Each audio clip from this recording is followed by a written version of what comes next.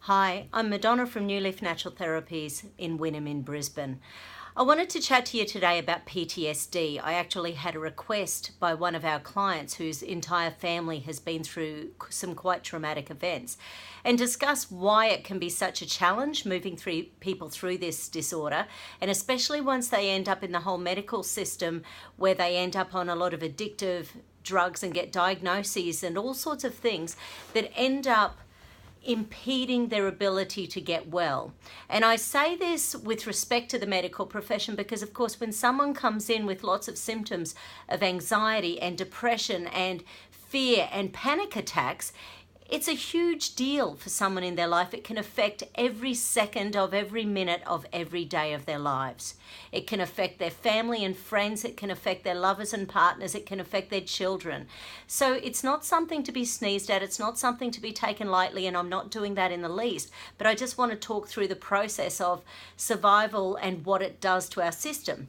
So once the body goes into a post-traumatic stress disorder, once it hits that place, it means that the unconscious part of the brain, which is in the rear of the brain behind the brainstem, that part is now in control of your life.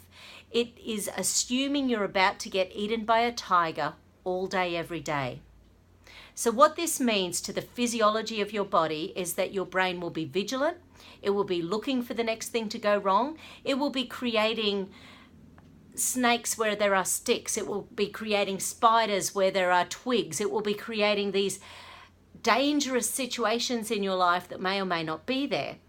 Now, I'm not saying these people are imagining things. They have very, very real issues going on in the brain. Now, imagine what happens with this unconscious part of the brain. This is the part of the brain that controls breathing. It controls digestion. It controls heartbeat. They're supposed to be unconscious activities. But once we're in a post-traumatic stress situation, it means that the conscious part of the brain no longer has control in your life. So the unconscious part of the brain is saying, life is never going to get easy again. You need to keep your vigilance going. You need to keep your stress hormones going 100% of the time. Don't you dare relax.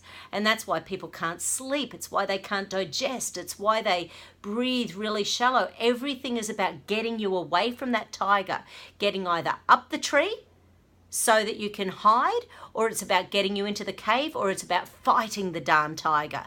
So that gets all the things like cortisol and adrenaline going. It makes the liver release a substance called fibrin, which is a clotting agent. And this clotting agent is a deliberate effect by your body to try to save your life when the tiger pounces. So it's like spider web in your bloodstream, and it's thickening the blood.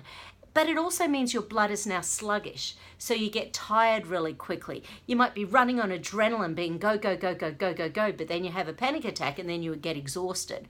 So the fibrin is fantastic in the short term because it's supposed to be keeping you alive, but in the long term it really affects your ability to relax and be calm because it's the fibrin is an acute phase protein your body releases when your body thinks it's about to die. So it can be released when you're under a huge viral attack or bacterial attack, or if there's a huge amount of toxins or poisons that have gone through your body, or if you've been shot or stabbed or have been attacked by a tiger, or if your unconscious brain thinks that's about to happen. So imagine PTSD causes. They're the sort of things like childhood abuse, abuse in the home, abuse by partners, being beaten, having an alcoholic for a parent.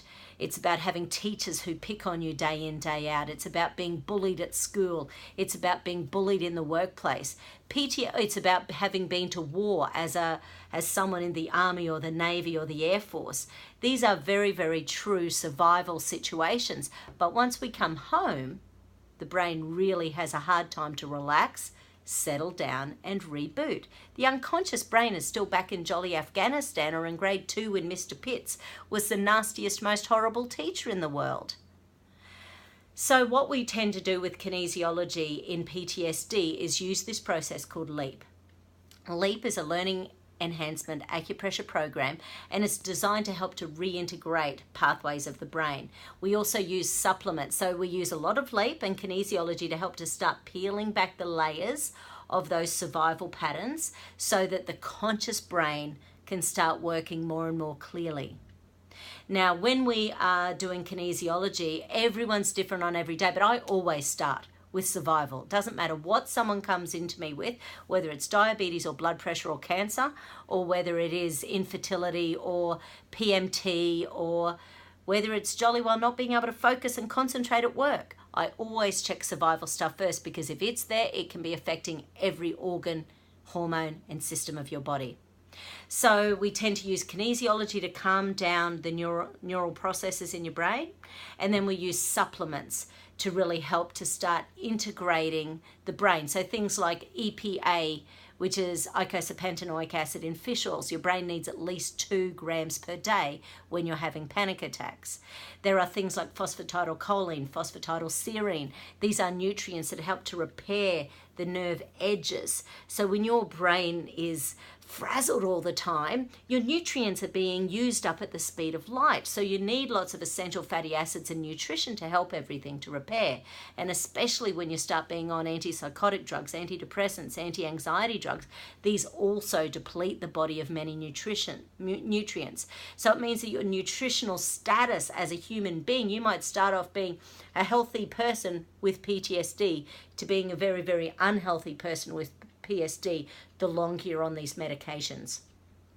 So this is why we do tests such as oligoscans, and we look at people's blood, and we check insulin resistance, and we check food intolerances, because without knowing all that stuff, you don't know what is driving that inflammation that's keeping the PTSD alive. So we do kinesiology, we look at nutrients, we do some testing, we start looking at specific herbs that repair the nerves and the adrenals and the thyroid. Sometimes we look at stem cell nutrition, the sort of things that actually help to allow the body to release more stem cells out into the bloodstream to really repair areas of the nervous system and the brain that have been damaged by the PTSD. We use whatever tools we have at our disposal in order to start to release these patterns holding your body in chronic stress. So the more often, it always comes down to budget and money. I'm fully aware of that. So if people can afford treatments once a month, that's what we work with. But then we keep supplements going the rest of the time. If people can afford to do alternate weekly things like alternating acupuncture or massage or kinesiology or quantum consciousnesses, then that's the sort of thing that we really start to see some improvement with someone's nervous system. It costs more in the short term, but really when people are in PTSD, it can take up to 4 years to get them out of that. And medically, sometimes they get so addicted to the drugs that they can never get off them, and they see their lives just going down the gurgler. So because the drugs can, of course, do things like shrink different areas of the brain, the long-term effects of some of these drugs are dementia 10, 20, 30 years down the track. They really mess with the capillaries and the nervous system, so we're more likely to end up with things like chronic pain conditions and peripheral neuropathy. So the side effects of medications aren't to be sneezed at. Some people tolerate them really, really well and others don't. And obviously, as natural therapists, we often get the people who don't tolerate these drugs very well. So PTSD is a very real condition. It's something that we've been treating for over 23 years. It's something that we have a lot of experience doing. So our practitioners, Robin, Georgia, and I are all willing and happy to work with your doctors and your psychiatrists and your psychologists to help you get through this. And we look forward to seeing you soon. Talk to you soon. Bye-bye.